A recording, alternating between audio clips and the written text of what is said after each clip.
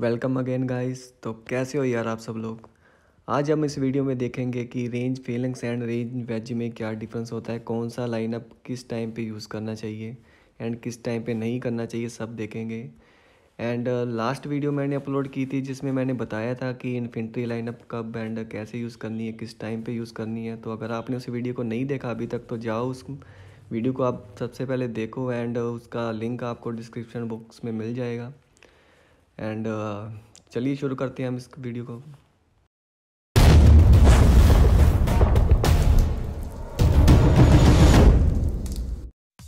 तो देखिए, सबसे पहले हम बात करते हैं कि इसका मैकेनिज़्म काम कैसे करता है। एक एग्ज़ाम्पल ले लेते हैं कि आपके ऊपर इन्फेंट्री और कैव की रैली हुई है।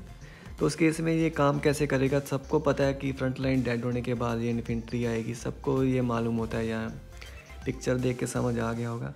बट क्या एक्चुअली ऐसा होता है, अगर होता भी है तो कैसे होता है, इन्फेंट्री क्यों आती है सेकंड फ्रंट लाइन में। तो देखो, ये रेंज फेलिंग्स है। तो फाइट सबसे पहले कहाँ पे होगी, रेंज जो फर्स्ट लाइन है यहाँ पे होगी। वहाँ एनिमी की इन्फेंट्री या कैव की जो भी ट्रूप्स आ रही हैं यहाँ पे फ्रंट लाइन पे आकर फाइट करेगी। तो ये जो पीछे की ट्रूप्स हैं, जो कैव एंड इन्फेंट्री है, इनका रोल क्या होगा तब। तो ये क्या करेंगे, आगे जाएंगी इसकी सपोर्ट पे, जहाँ पे लड़ाई हो रही है, ठीक है, वहाँ जाके फाइट करेगी। एंड एनिमी जब आपके ऊपर रैली करता है, ऐसे नहीं है कि अगर उसने इन्फेंट्री की रैली की तो उसने इन्फेंट्री फेलिंग्स यूज़ की, ऐसा नहीं होता है। वो अपना लाइनअप ऐसे चूज़ करता है कि जो उसकी मेन ट्रूप्स होती हैं वो पीछे होती हैं। जनरली क्या होता है कि इन्फेंट्री ब्लास्ट में रेंज वेज यूज़ करते हैं, क्योंकि इसमें आप देख सकते हो कि जो इन्फेंट्री की मेन लाइन होगी सबसे पीछे होगी।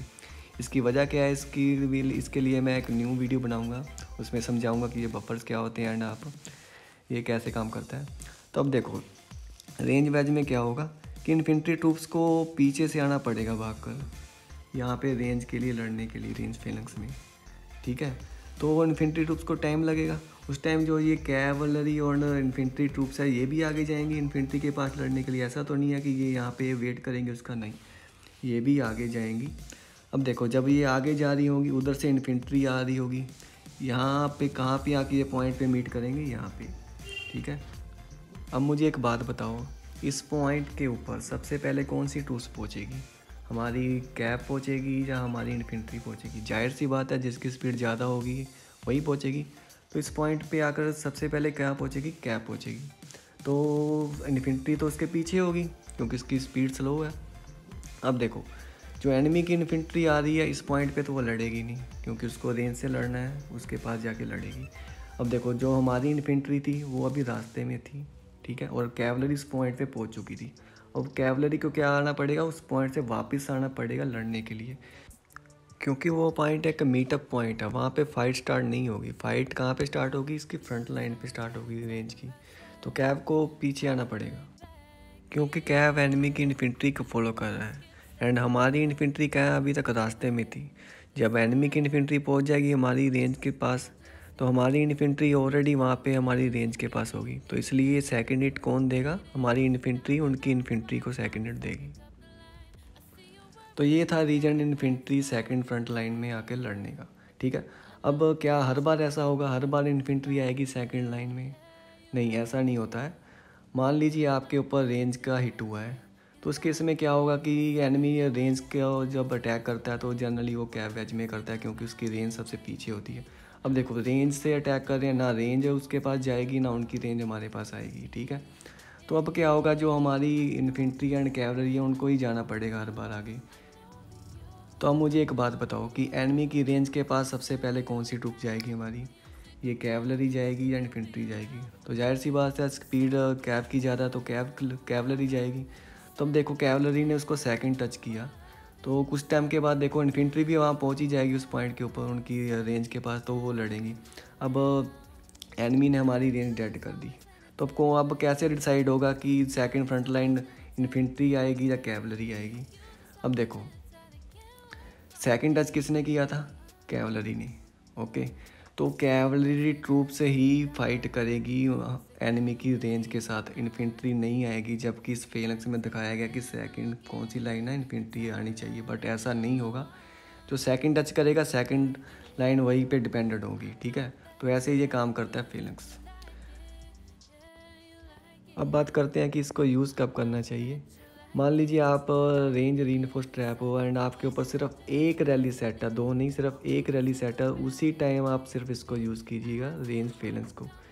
इसमें अगर आपकी की सारी फ्रंट लाइन मर भी जाती है रेंज की, तो भी आपको कोई फ़र्क नहीं पड़ेगा क्योंकि वो रीइंफोर्स की होगी। तो उस टाइम आप इसको यूज़ कर सकते हो। तो चलिए अब बात करते हैं रेंज वेज की। इसका मैकेनिज़्म भी सेम है रेंज फेलेंस की तरह, बट थोड़ा सा डिफरेंस ये है कि इसमें फ्रंट में रेंज की सिर्फ 2 स्कोर्स हैं, उसमें 4 होती थी। अब 2 स्कोर थोड़ी सी फास्ट डेड होगी अगर आपके ऊपर इन्फेंट्री अटैक हुआ है, तो इसके डेड होने के बाद सेकंड फ्रंट लाइन कौन सी बनेगी, हमारी इन्फेंट्री की बनेगी, ठीक है। तो इन्फेंट्री एंगेज होगी, तो इसकी वजह से हमको डैमेज थोड़ा सा कम मिलेगा।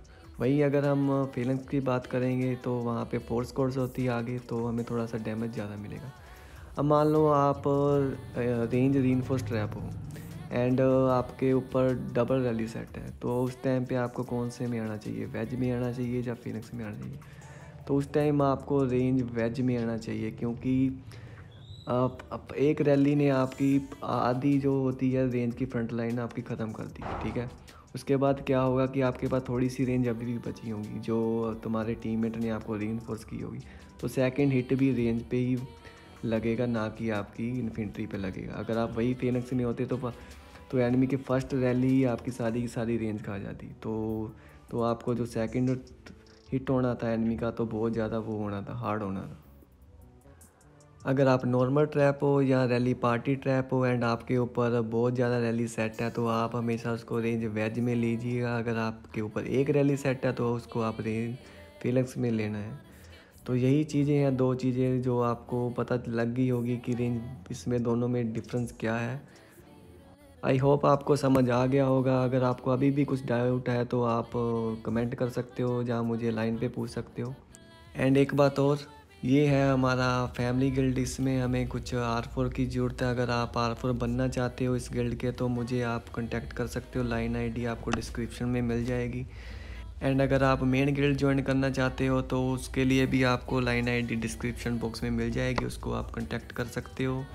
तो चलिए गाइस, यही था वीडियो का एंड, मिलते हैं नेक्स्ट वीडियो में। नेक्स्ट वीडियो में हम बात करेंगे कि ट्रैप कौन से टाइप के होते हैं और कैसे बनते हैं। एंड मैं कैप वेज एंड कैप फेलेंस के ऊपर नहीं बना रहा, क्योंकि मैं उसको रेकमेंड नहीं करता कि आप कैप फ्रंट के रीइंफोर्स ट्रैप बनो या नॉर्मल ट्रैप बनो, वो बहुत ज़्यादा लॉस होता है, इसलिए मैं उसके ऊपर वीडियो नहीं लेकर आऊँगा। तो मिलते हैं नेक्स्ट वीडियो में, तब तक बाय बाय, टेक केयर।